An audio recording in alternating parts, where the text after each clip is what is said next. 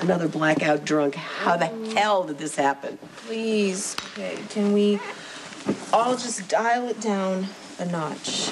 At least you didn't wake up in bed with your stepmom. On bed, not in bed. And if you drugged us, Luke Spencer, so that you could get me to marry you... Do you think that I would drug myself? Come on. So much for you. Chaperoning. I have a vague memory of you and Luke racing out of the limo and into the first bar you could find. Yeah, it was like you two were on a mission to drink yourselves into oblivion. It's coming back to me. You dared me to keep up with you. That's one of the things I love most about you, Popsicle. You cannot resist a challenge. Okay, what are you hunting for down there? Truffles? No, treasure of a different sort. Oh, I can't believe I did this. You should have told me you're a blackout drinker. You shouldn't have blackmailed me into coming. You were supposed to keep me sober. Fail. You and Luke were grabbing cocktails faster than Ethan and I could confiscate them. Don't you mean guzzle them? We had to drink them to keep them away from you and Luke. Tell me I'm not married to him. You are, sweetheart. How would you know? Ta-da! That's what I was looking for. This is the treasure I was looking for. This is our sweet marriage license, my wife. Groom. Ethan Lovett. Bride. My award.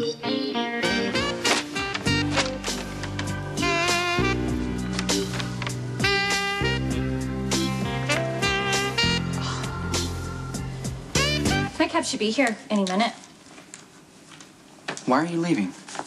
Look, it was never in the plan for me to stay.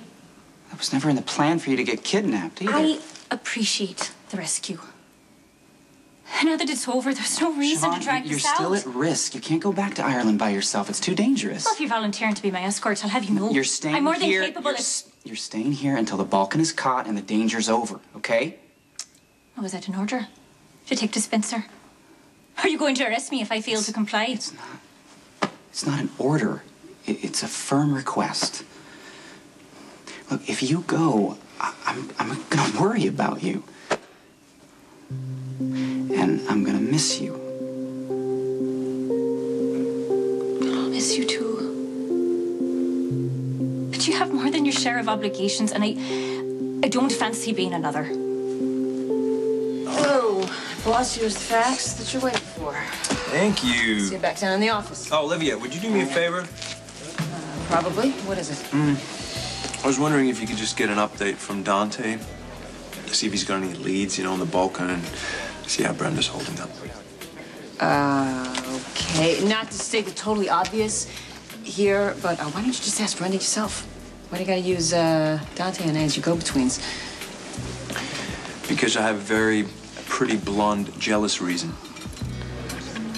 An ex-cop named Brad Norman was an NYPD patrol officer in 2007. Now he works as a security consultant for XPR Shipping and Freight. Ah, a company in which I have a controlling interest in. I'd like you to set up a meeting. Why do you care about this guy? Well, because Mr. Norman was one of 4 cops assigned to guard Brenda Barrett when she visited Manhattan about 3 years ago. One of the other cops was Dante. Ah, so you want to talk to my guy about Brenda and Dante. I was hoping that your involvement would give Mr. Norman a reason to cooperate. After all, you are technically his employer. Yes. And you have a convoluted mind, but it looks good on you. Will you help me?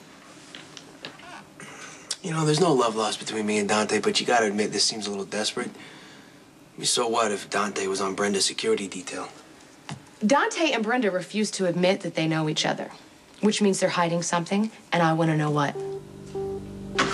Balkan followed Brenda from Rome to Port Charles. He made several attempts to abduct her. A lot of his men have been killed, but he still hasn't stopped. We know this is personal. What did she tell you?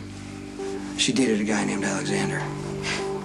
And when she found out he was a criminal, she broke it off, but Alexander wouldn't take no for an answer, and he followed her to New York. That's where you were guarding her.